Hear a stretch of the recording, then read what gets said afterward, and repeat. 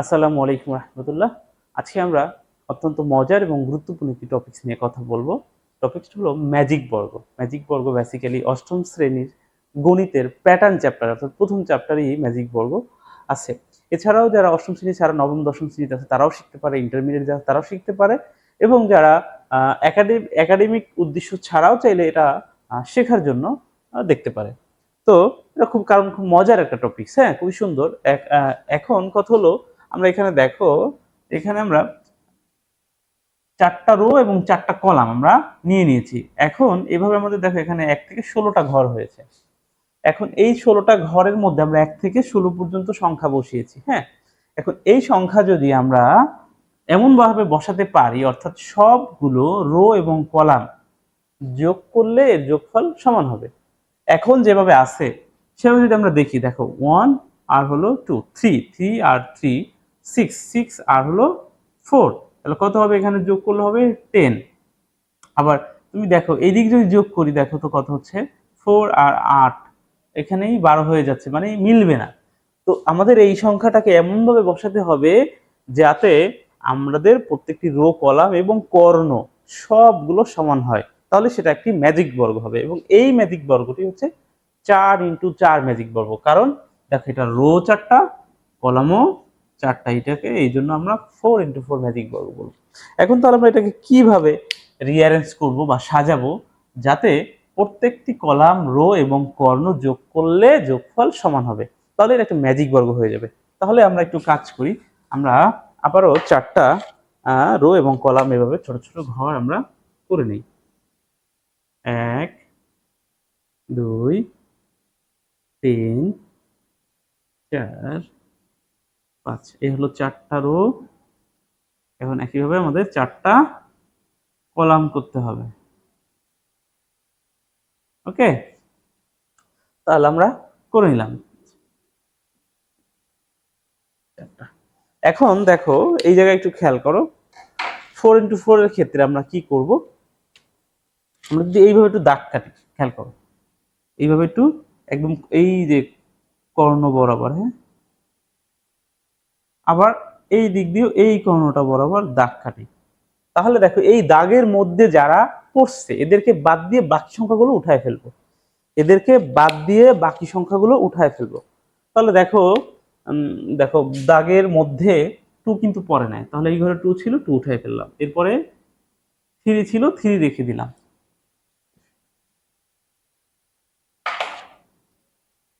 3 রেখে দিলাম, ওকে। তারপরে দেখো 4 এ পড়ছে, 4 উঠে পড়লো, 8 আছে,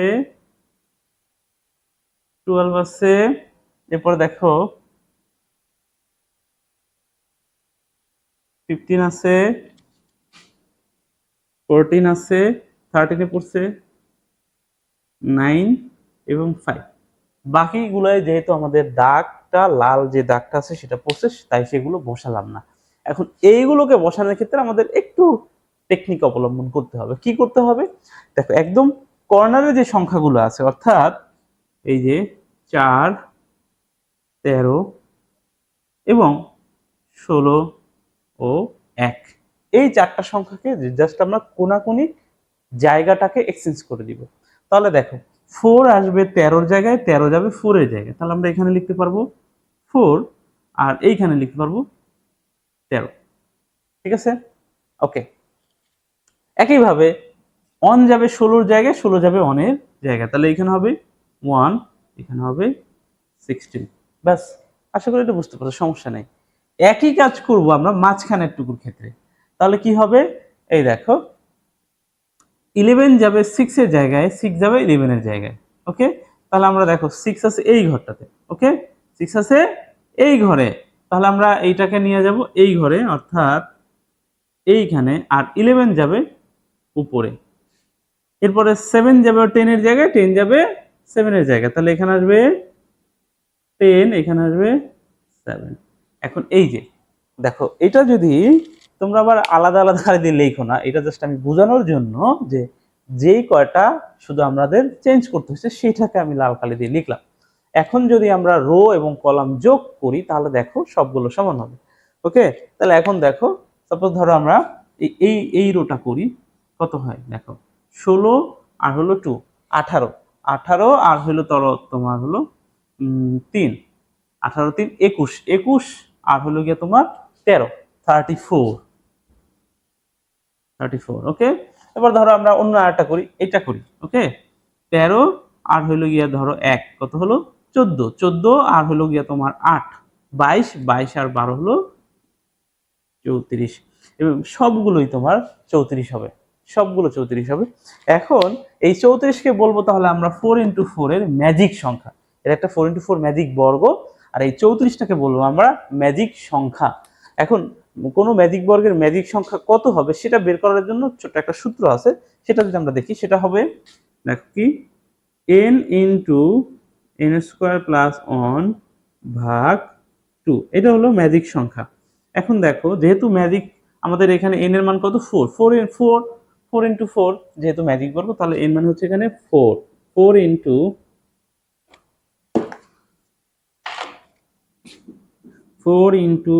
4² + 1 ভাগ 2। তাহলে দেখো এই 2 যদি এই 4 কে কাটে তাহলে এখানে থাকবে হচ্ছে, এখানে কত থাকবে 2 ইনটু, এইখানে দেখো 4 ছাড়া 16, 16 এর 1 17, তার মানে ইনটু হবে 17। এটাকে যোগ করলে কত হয়, গুণ করলে কত হয়ে যাবে 34। তার মানে দেখো 4 × 4 এর ম্যাজিক সংখ্যা যে 34, এটাও আমরা বুঝতে পারলাম। দেখা যাচ্ছে? হ্যাঁ, দেখা যাচ্ছে 34, সেটাও কিন্তু আমরা বুঝতে পারলাম। ওকে, তাহলে আমাদের এই ম্যাজিক বর্গটি ঠিক আছে। এরপরে আমরা দেখবো হচ্ছে 6 নাম্বার। হ্যাঁ, 6 × 6 এর ম্যাজিক বর্গ। আচ্ছা, আরেকটা জিনিস বলে রাখি যে আমি 3 এবং 5 এগুলো কেন করলাম না, আমি আগের পর্বে বিজোড় সংখ্যার যে ম্যাজিক বর্গগুলো সেগুলো দেখিয়েছি। অর্থাৎ আগের পর্বটি আমি এই ভিডিও ডেসক্রিপশনের লিংক দিয়ে দিব। আগের পর্বটি যদি কেউ দেখে, বিজোড় যে কোনো সংখ্যার ম্যাজিক বর্গ সে করতে পারবে, অর্থাৎ 3, 5, 7 সবগুলো করতে পারবে। ওকে, এই জন্য আমি এখানে শুধু জোড় ম্যাজিক বর্গগুলো দেখাবো।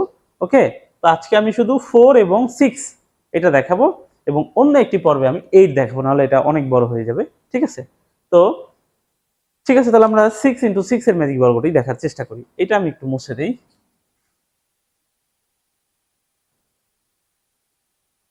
আচ্ছা, দেখো তাহলে আমি এখন কি করছি, 6 × 6 ম্যাজিক বর্গের জন্য আমি 6টা রো এবং 6টা কলাম, অর্থাৎ x অক্ষ বরাবর 6টা ঘর এবং y অক্ষ বরাবর 6টা ঘর। এক্ষেত্রে আমাদের মোট 36টা ঘর হবে। 1 2 3 4 5 6, 1 2 3 4 5 6, 6 এবং 6, 6টা করে 36টা ঘর হবে। ওকে, এখন এইটাকে আমরা কিভাবে, এমন ভাবে এখানে যদি আমরা 1 থেকে বসে 1 2 3 4 5 6 36 পর্যন্ত বসানো যাবে, কিন্তু সেক্ষেত্রে তো আর আমাদের ম্যাজিক বর্গ হবে না। ম্যাজিক বর্গ হওয়ার শর্তটা কি, যে আমাদের সবগুলো রো এবং হলো কলাম এবং এই কর্ণ সমান হতে হবে, যোগফল। ওকে, তাহলে চলো এটা আমরা কিভাবে শুরু করতে পারি। প্রথমে এই যে 6 × 6 ম্যাজিক বর্গটি সেটাকে 4টা ভাগ করে ফেলবো। অর্থাৎ একটু দেখো, সমান 4টা ভাগ যদি করি তাহলে দেখো এইখান থেকে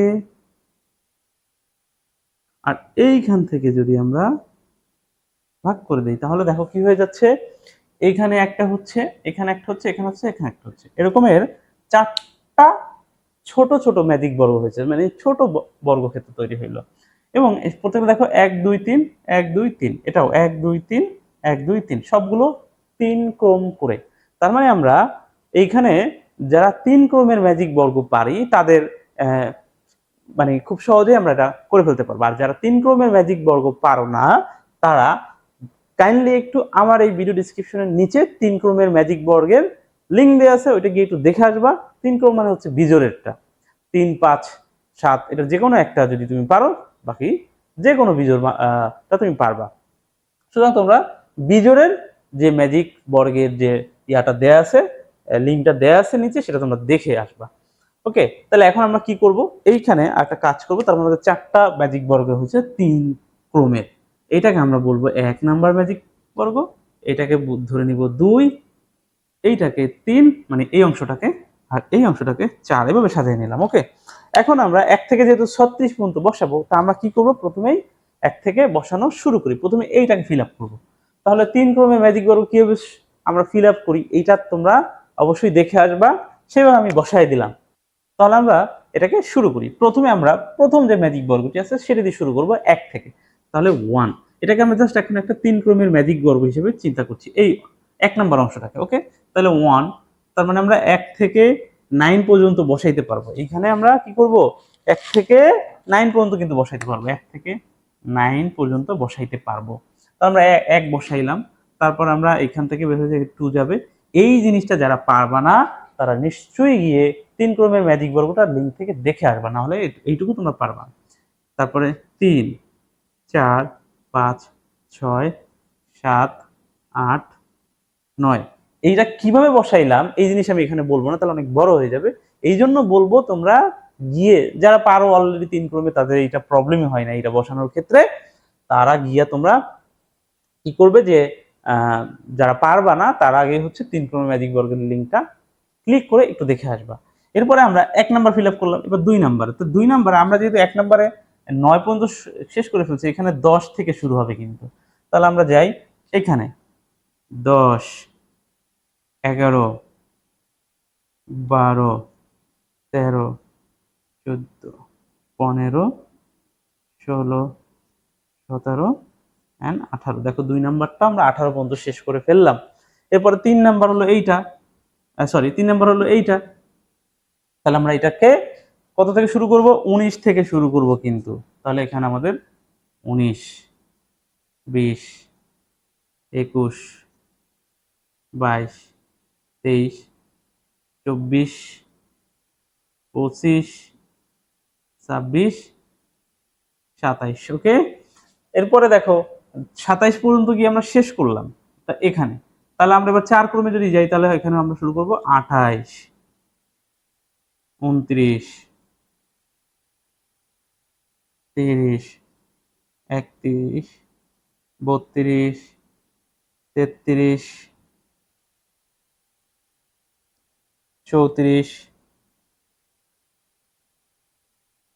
35, 36। ব্যাস, কাজ শেষ। এই তো আমরা 3 কিলোমিটার পারলে 6 কিলোমিটার খুব ইজিলি পারবো, খুব ইজিলি পারবো। সো 3 কিলোমিটার একটু দেখে আসবা। এখন এই জায়গায় যদি আমরা, এখানে একটু কাজ বাকি হয়েছে, সেটা হচ্ছে আমরা যদি যোগ করি দেখব কিছু জায়গায় সমস্যা রয়েছে। কিছু জায়গায় আমরা এই কলামগুলো যোগ করলে আমরা হয়তো যোগফল সমান ঠিক পাবো, কিন্তু কর্ণগুলো করলে পাবো না। আগে আমরা দেখে নিই এখানে ম্যাজিক সংখ্যাটা কত হবে। আমরা একটু একটা সূত্র দেখেছিলাম না, কি সেটা ছিল n into n square plus 1/2। তাহলে এখানে n কত, 6 ইন্টু 6 স্কোয়ার প্লাস 1/2।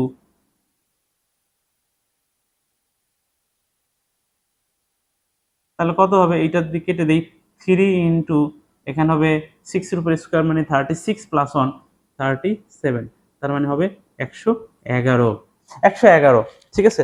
তো আমরা দেখবা কলামগুলো যোগ করলে ঠিক আছে, কিন্তু রো গুলো ঠিক নাই, 111 পাওয়া যাবে না। এখানে ছোট্ট একটা কাজ করতে হবে, যোগটা তোমরা করে নিবা, করে দেখবা। আমি ছোট্ট কাজটা কি করতে হবে, এইখানে একটু খেয়াল করো। 1 নম্বরে এবং 4 নম্বর এই পাশে, এই পাশে এইখানে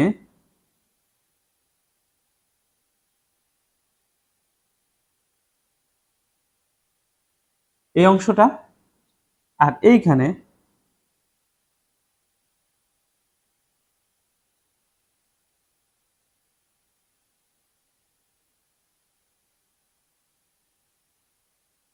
এই অংশটা, এখানে 200 অংশ পেলাম আমরা, ঠিক না? এই যে 2টা অংশ পেলাম, জাস্ট এইটাকে আমরা জাস্ট শিফট করে দিব। এই অংশটা যাবে এখানে, এই অংশটা যাবে এখানে। তার মানে তুমি একটু ভালো করে খেয়াল করো, ধরো এটাকে যদি ছুটায় নিয়ে যাওয়া যেত, তাহলে টুক করে এখানে বসাই দিতাম। তাহলে যেটা হইতো 35 পড়তো 8 এর ঘরে, 32 পড়তো 5 এর ঘরে, 31 পড়তো 4 এর ঘরে। একইভাবে এটাকেও তুলে নিয়ে এসে লাগাই দিতে পারতাম এখানে। 35 এর ঘরেটা 8 পড়তো এবং 32 এর ঘরে 5 পড়তো এবং 31 এর ঘরে 4 পড়তো। ব্যাস, এই হলো কাজ। তাহলে আমরা একটু চেঞ্জ করে দিই। ওকে, তাহলে এইখানে আমাদের কি আছে, আমাদের এখানে আছে হলো 8, বাট এখানে হবে হলো আমাদের 35। এখানে কত হবে, 35, আর এইখানে চলে যাবে 8। ওকে, একইভাবে এইখানে আছে 5, এখানে হবে হলো 32, আর এই জায়গায় চলে যাবে 5। একইভাবে এইখানে আছে 4, এখানে আছে 31, তার মানে এইখানে 31, আর এই জায়গায় চলে যাবে 4।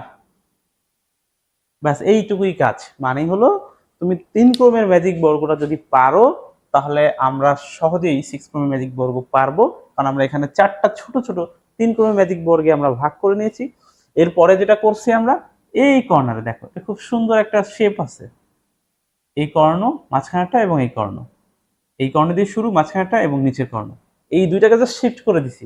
অর্থাৎ কি কি হইলো, যে 8-এর জায়গায় 35, 5-এর জায়গায় 32 এবং 4-এর জায়গায় 31 চলে গেছে, অর্থাৎ দুইটার জায়গা দুজন চেঞ্জ করে ফেলছে। তো এটা আশা করি সবাই বুঝতে পারছো, ঠিক আছে? সবাই বুঝতে পারছো। এখন তোমরা যোগ করে দেখো, এখন তোমরা যোগ করে দেখো যে সব ঠিক আছে কিনা, অর্থাৎ সবগুলো রো, কলাম এবং হচ্ছে কর্ণ যোগ করলে তোমরা 111 পাও কিনা। কারণ আমরা দেখলাম যে এটা হবে কত, 111। এই যোগটা আর আমি করলাম না, তোমরা করো, কারণ শুধু শুধু ভিডিওটা অনেক বড় হয়ে যাবে। এবং নেক্সট পর্বে আমি চাইছিলাম আসলে আজকেই একবারে হচ্ছে যে 8-এরটাও করাবো, তাহলে তোমাদের ভালো হইতো, বাট সেটা তো অনেক বড় হয়ে যায়। এবং আমি চাই যে অল্প অল্প একটা শেখো, তাহলে ভালো হয়, এটা মনে রাখতে সুবিধা হবে। পরের পর্বে তোমরা হচ্ছে যেটা পাবা সেটা হচ্ছে 8 ক্রমের ম্যাজিক বর্গ পাবা। আর 3, 5, 7 অর্থাৎ বিজোড় গুলো, সেগুলো তোমরা হচ্ছে এই ভিডিও ডিসক্রিপশনের লিংক দেওয়া আছে, সেটা দেখে আসতে পারো। আজকের মতো পর্যন্ত, ধন্যবাদ সবাইকে, আল্লাহ হাফেজ।